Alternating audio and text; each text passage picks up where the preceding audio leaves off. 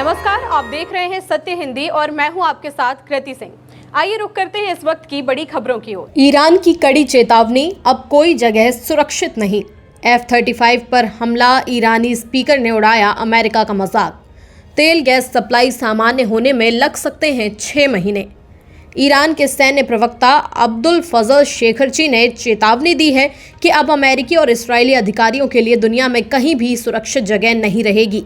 उन्होंने कहा कि अब पार्क, घूमने फिरने की जगह और टूरिस्ट स्पॉट भी सुरक्षित नहीं होंगे। शेखरची का कहना है कि हमारे पास ऐसी जानकारी है जिससे हम कभी भी किसी भी अधिकारी पर हमला कर सकते हैं। इनके लिए अब कोई जगह सुरक्षित नहीं बची है। ईरान के संसद अध्यक्ष मोहम्मद बाकेर गालिबाफ ने दावा किया कि उनके एयर डिफेंस सिस्टम ने अमेरिकी F-35 स्टेल्थ फाइटर जेट को निशाना बनाया है। उन्होंने इस घटना को अमेरिका की अजेय ताकत के मिथक के टूटने जैसा बताया। ईरान की रिवॉल्यूशनरी गार्ड IRGC के मुताबिक गुरुवार रात करीब 2:50 पर यह हमला हुआ था और जेट को गंभीर नुकसान पहुंचा। हालांकि अमेरिका ने कहा कि जेट ने इमरजेंसी लैंडिंग की और पायलट सुरक्षित हैं, लेकिन उसने गिराए जाने की पुष्टि नहीं की। इस घटना से मिडिल ईस्ट में तनाव और बढ़ गया है और अब दोनों पक्ष एक दूसरे पर लगातार हमले कर रहे हैं। इंटरनेशनल एनर्जी एजेंसी IEA के प्रमुख फातेह बेओरल ने चेतावनी दी है कि खाड़ी क्षेत्र से तेल और गैस की सप्लाई पूरी तरह ठीक होने में करीब 6 महीने लग सकते हैं। उन्होंने कहा कि नेता और बाजार इस नुकसान को कम आंक रहे हैं, जबकि असल में तेल और गैस के ढांचे को काफी बड़ा नुकसान हुआ है। पिछले एक हफ्ते में ईरान के हमलों में खाड़ी क्षेत्र की कई बड़ी तेल और गैस रिफाइनरियां प्रभावित हुई हैं।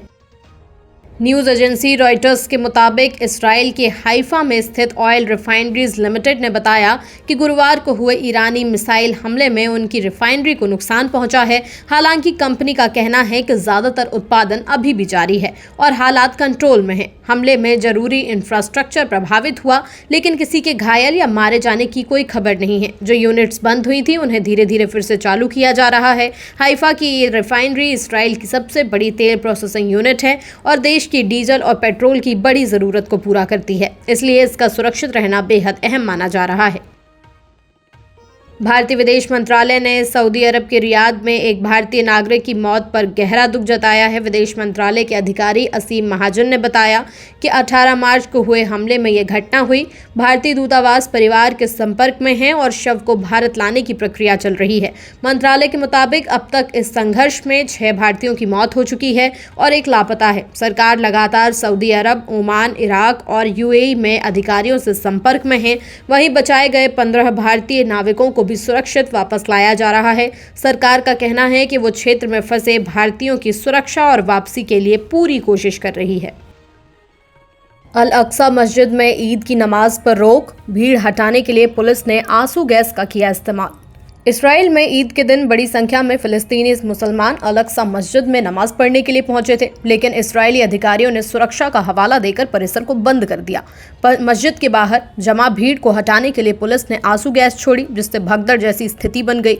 कई लोग धुएं से बचते हुए भागते नजर आए और कुछ लोगों ने सड़कों पर ही नमाज पढ़ी। रिपोर्ट्स में यह भी कहा गया है कि पुलिस ने बल प्रयोग किया, लाठीचार्ज किया और कुछ लोगों को हिरासत में भी ले लिया गया है। अल अक्सा मस्जिद में इस बार ईद की नमाज नहीं हो पाई क्योंकि पूरे परिसर को बंद कर दिया गया। 1967 के युद्ध के बाद ये पहली बार है जब ऐसा हुआ है। सुरक्षा कारणों का हवाला देते हुए इसराइल ने सभी धर्मों के लोगों को प्रवेश पर रोक लगा दी, लेकिन इसका सबसे ज़्यादा असर मुस्लिम श्रद्धालुओं पर पड़ा। श्रीलंका ने साफ कहा, यहाँ नहीं उतरने देंगे अमेरिकी विमान।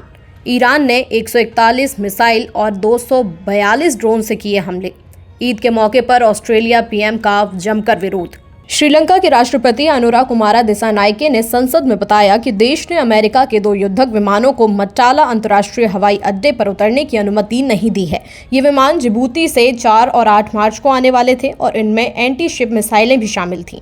राष्ट्रपति ने कहा कि श्रीलंका किसी भी दबाव में नहीं आएगा और मिडिल ईस्ट में बढ़ते तनाव के बीच अपनी तटस्थ स्थिति बनाए रखेगा। इससे पहले अमेरिका ने गाले के पास ईरान के युद्धपोत आइरिस देना को निशाना बनाया था। बाद में एक और ईरानी जहाज आइरिस बुशेहर को कोलंबो की जगह त्रिकोमाली भेजा गया, जहां उसके नाविकों को ठहराया गया। मिडिल ईस्ट में जारी युद्ध के बीच बहरीन डिफेंस फोर्स ने बड़ा दावा किया है कि 28 फरवरी से अब तक ईरान ने बहरीन पर 141 मिसाइल और 242 ड्रोन से हमले किए हैं। सेना के मुताबिक ये हमले लगातार कई चरणों में किए गए और देश की सुरक्षा के लिए बड़ा खतरा बने हुए हैं। बीडीएफ ने कहा कि उनकी सुरक्षा एजेंसियां इन हमलों का लगातार मुकाबला कर रही हैं और हालात को कंट्रोल में रखने की कोशिश कर रही हैं। उन्होंने ईरान के हमलों को आतंकी और आक्रामक कार्रवाई बताया। मिडिल ईस्ट में बढ़ते तनाव के बीच इस तरह के हमलों से हालात और ज्यादा गंभीर हो गए हैं।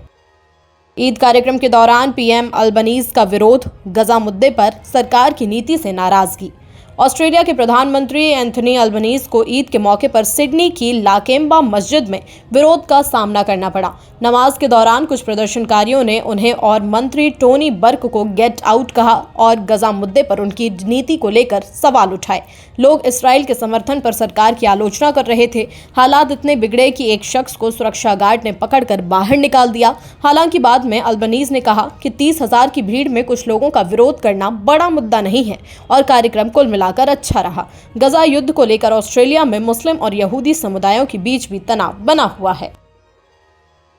ईरान के रिवॉल्यूशनरी गार्ड के प्रवक्ता अली मोहम्मद नैनी की अमेरिका और इसराइल के संयुक्त हमले में मौत हो गई। ईरानी मीडिया के मुताबिक यह हमला सुबह के समय हुआ। नैनी की मौत से कुछ घंटे पहले ही उन्होंने अमेरिका को खुली चुनौती दी थी और डोनाल्ड ट्रंप के उस दावे का मजाक उड़ाया था जिसमें कहा गया था कि ईरान की नौसेना खत्म हो चुकी है। उन्होंने कहा था कि अगर हिम्मत है तो अमेरिका अपने जहाज फारस की खाड़ी में भेजकर दिखाए। नैनी ने यह भी दावा किया था कि हमले के बावजूद ईरान मिसाइल बनाना जारी रखे हुए है। इससे पहले भी कई बड़े ईरानी नेताओं को निशाना बनाया जा चुका है। पश्चिम बंगाल के लिए दीदी के 10 वचन, पानी, घर, स्वास्थ्य और रोजगार पर बड़े वादे। पश्चिम बंगाल चुनाव के लिए ममता बनर्जी ने अपना मैनिफेस्टो दीदी के 10 वचन जारी कर दिए हैं।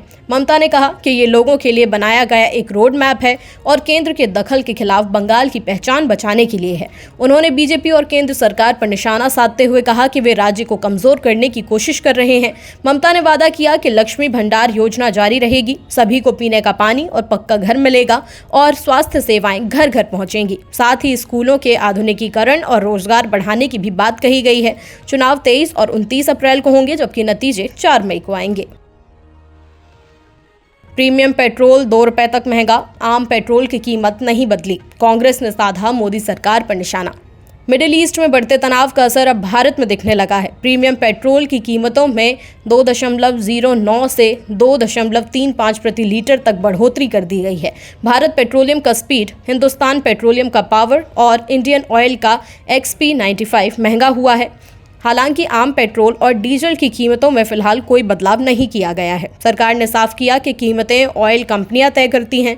दरअसल हॉर्मुज जलडमरू मध्य से तनाव और अमेरिका, इसराइल व ईरान के बीच संघर्ष से सप्लाई प्रभावित हुई है, जिससे ग्लोबल मार्केट में तेल गैस की कीमतें बढ़ गई हैं। मिडिल ईस्ट में बढ़ते तनाव के असर से भारत में प्रीमियम पेट्रोल के दाम बढ़ने को लेकर कांग्रेस ने मोदी सरकार पर निशाना साधा है। कांग्रेस ने अपने एक्स हैंडल पर लिखा कि महंगाई मैन मोदी का हंटर फिर से चल गया। प्रीमियम पेट्रोल 2 रुपए महंगा कर दिया गया है। जहां लोग पहले ही गैस की किल्लत से परेशान हैं, वहीं अब उनसे पेट्रोल पर भी वसूली की जाएगी। उत्तराखंड के मोहम्मद दीपक को हाईकोर्ट से फटकार, FIR रद्द करने और पुलिस सुरक्षा की मांग खारिज। उत्तराखंड हाईकोर्ट ने मोहम्मद दीपक कुमार की FIR रद्द करने वाली याचिका खत्म करते हुए उन्हें सोशल मीडिया पर कुछ भी पोस्ट ना करने का सख्त आदेश दिया है। न्यायमूर्ति राकेश थपलियाल ने कहा कि वो मामले को सनसनीखेज बना रहे हैं और जांच को प्रभावित कर सकते हैं। कोर्ट ने उनके वकील नवनीश नेगी को भी फटकार लगाते हुए कहा कि आप सोशल मीडिया पर प्रवचन दे रहे हैं, पुलिस को अपना काम करने दीजिए। दीपक के वकील ने कहा कि हर कोई सोशल मीडिया पर है, फिर दीपक ने ऐसा कौन सा गैरकानूनी काम कर दिया है? क्या उन्होंने कोई असंवैधानिक कहा है? सोशल मीडिया पर होना कोई अपराध तो नहीं है। उन्हें एक भी ऐसी पोस्ट दिखाओ जो गैर कानूनी हो। इस जवाब पर बेंच वकील नेगी ने एक बात नहीं मानी और कहा कि पहले की बात और है, लेकिन मैं अब आपको सोशल मीडिया पर कोई भी बयान देने से रोक रहा हूं। इस मुद्दे को सनसनीखेज ना बनाएं और आप एक संदिग्ध आरोपी हैं। फिलहाल के लिए इतना ही। देश दुनिया की बड़ी खबरों के लिए देखते रहिए सत्य हिंदी।